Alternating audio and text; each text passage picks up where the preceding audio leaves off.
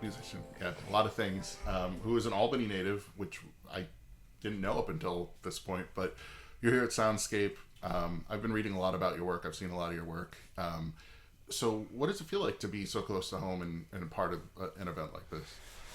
It's an extreme honor. I've attended Soundscape in the past, I think 5 years ago Mm-hmm. when I was 18, and I've been to like so many music festivals growing up, and there's nothing like this one. It's so special and it feels so sacred to be in this space that is Basilica Hudson, and I remember seeing magical clouds there, and like Devin Welsh is a huge inspiration for me, and I think that was just such a like very spiritual moment, and it's always stuck with me. So to be able to actually have a chance to come and perform tonight is just an incredible honor. I was trying to think about that lineup 5 years ago, what that would have been. Yeah, it was like Deaf Heaven and Yep. Swans and White Lung and Yeah, that was a pretty classic yeah. one. um, we were talking a little bit about your involvement in the Albany scene and playing shows. What was your so you went to Albany High. Hmm. What was it like to be in the music scene when you were in high school? It's kind of strange. Right after I graduated high school, I played, I think, my first show like either days before or after, and it was with a band that I ended up becoming great friends with, that there's even connections reverberating to today at Mm-hmm. Soundscape, named Them Us Two, who Yeah. are now defunct due to the tragic death of one of the members. But the first show I played was opening up for them, Oh. and that was really, really important to me. I was only playing within the Albany scene when I would then come home from college, and so it was kind of a 1 foot in, 1 foot out kind of thing. I never quite was able to, I think, would be the same kind of person as like other bands that would, open up every show for Yeah. so and so who would come through town, but it was still a really good place to find people to kind of create my sound with and to actually be able to hear my songs turn into something before I took it into a solo project. But I started off playing with a band of many people that are now in other Albany bands or who have moved to Boston or Philadelphia, and so I'm certainly know people, like there's so many roots in this area for me. Yeah. I mean, Sure. that's really cool to know. Yeah. I mean, so many band like this general circle, and especially like a lot of people coming back here to Hudson, and everybody seems to be in the same kind of like orbit, which is Yeah. great. I mean, what are some of the sounds? Like, I know you mentioned like they kind of really helped you build what you wanted to keep for your solo act. I mean, what kind of sounds do you think you've carried since then? I think a lot of the space, and I don't even exactly know what to call what I make, but it's still a lot of the same songs that I've been working on recording for the past 5 years. But I think a lot of the ideas of ambience and like ethereal sounds of the 80s. The project started very much as like a dream pop shoegaze kind of thing, and has evolved more into some kind of strange pop blend of new wave and trip hop, drawing very out a lot cool. of beats from a variety of genres. But I don't know, I think that sense of space, that sense of something that, at least for me, can feel emotionally like transcendent for myself.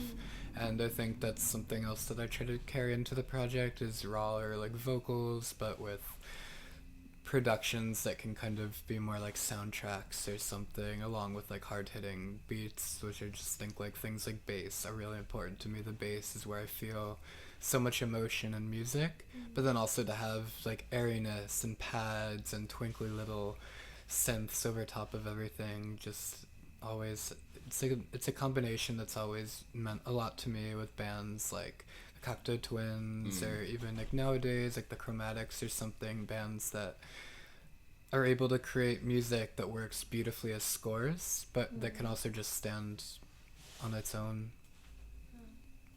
And today, who are you interested in seeing? Who are you?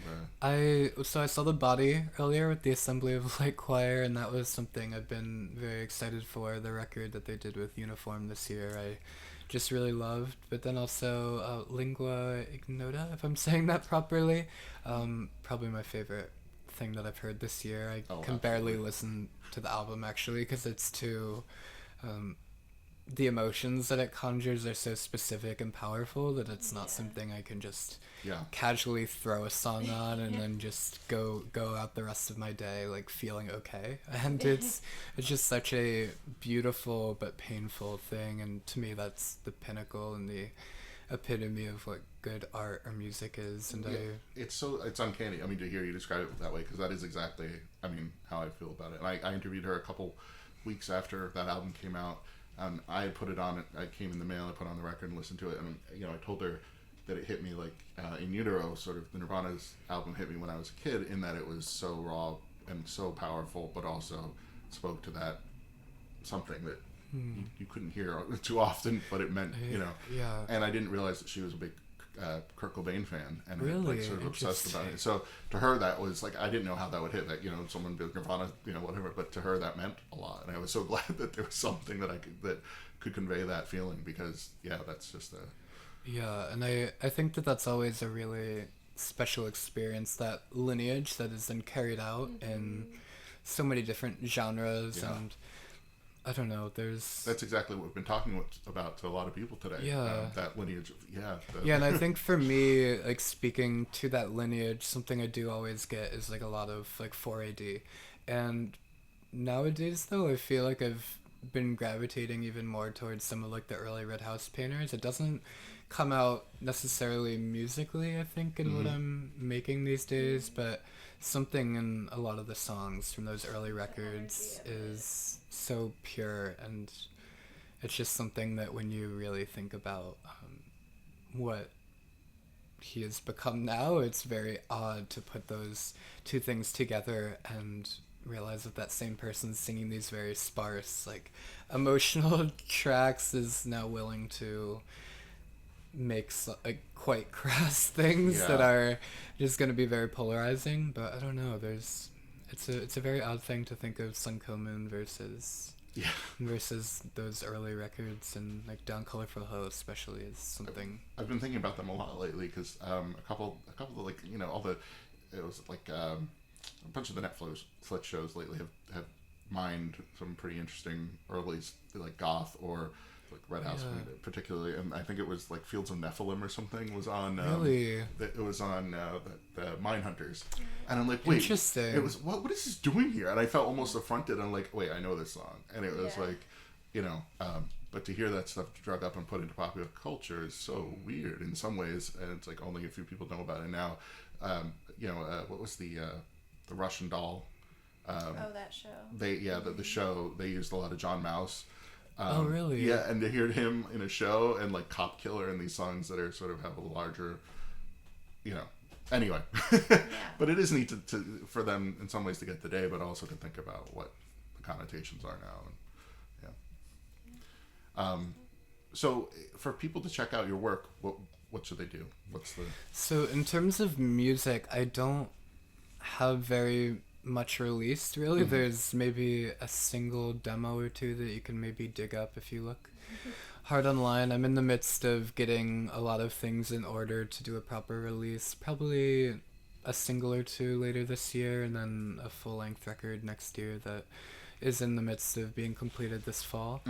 But I also do a lot of visual work. The thing that has kind of become a primary medium has been modeling, and I think a lot of photographs and even collaborations of different visual pieces. Those are readily available online, and that's something that is much easier to find, unfortunately, than my music, because for me music has always been the thing I've loved the most. But this has been all a bit of a full circle moment, in that doing a lot of that and gaining some kind of platform from that has now allowed me to, I feel, seriously do music in the way that I've always wanted to, and getting to actually merge them together just feels so complete in a way that I didn't have when I was 18 or something, and something that I'm so grateful for, and I don't think I would be here today if it wasn't for that kind of everything having to converge in that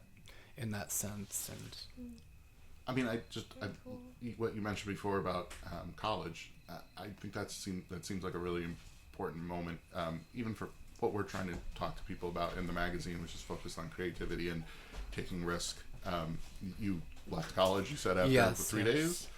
Yeah, 3 years. 3 years, Oh, yes. okay. No, it I'm wasn't. 3 years, yes. Sorry. Debt-wise, I wish it were 3 days, understood. but yes, I went to college in Los Angeles. I just heard the body. I can't hear it. I went to school in California, in Southern California, about 20 miles south of LA, like proper, and was studying photography for a number of years, and I at some point realized that it wasn't what I wanted entirely, and around that same time someone had shown me a number of models that were just very non-traditional and suggested I give it a try, and I don't even know if I had really taken self-portraits or anything at that point, but that's how I started with that. And then I don't know, at some point I just realized that was more fulfilling than being in a place that just became very hard to also be like a full-time student and also cope with things like mental illness, and it was just very hard to balance those two in a way that felt like I could keep being alive, essentially. So I left and moved to New York to pursue modeling, and I guess here we are now about 2 years later and back doing music in a way that's, like I said, just far more fulfilling and feels far more realized than I ever could have imagined 2 years ago this time.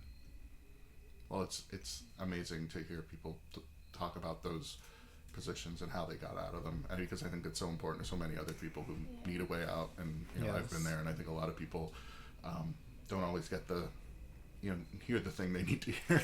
Yes, and for me, it was the best part of that story is it was like a therapist through the school telling me that school was a trigger, and of course, I'm sure the university is not pleased to know that they have people working for them willing to say that, but it was something I needed to hear, and I don't, you do need those people in your life to tell you, really just to tell you plainly what you need sometimes, and whether that's, building up parts of yourself that need to be strengthened or taking those risks. And I think that, I don't know, it's so hard to live an insular life without those outside forces. And I think that's something that a lot of people underestimate, is the power that other people can have in your life to empower you. And that's something that I just feel like I'm indebted to such a long list of people in my life that have made me the person that I am today. So I mean, that's beautiful. That's absolutely.